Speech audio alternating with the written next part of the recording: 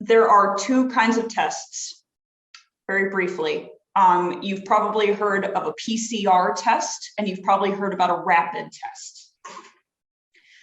A PCR test is one of those tests you have to get done at a clinic.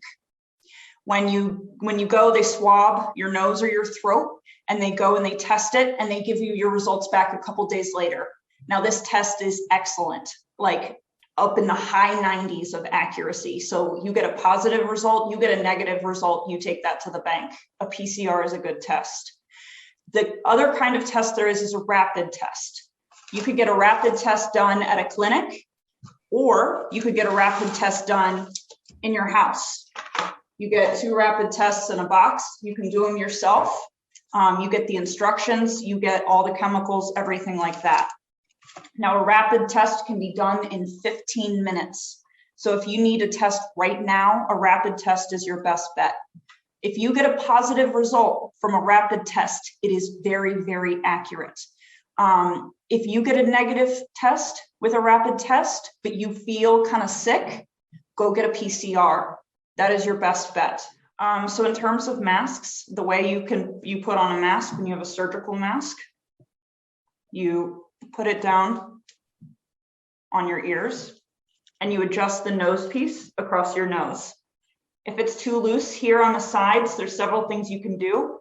You can flip it and that'll make it tighter, or you can tie it here and that'll make it tighter too.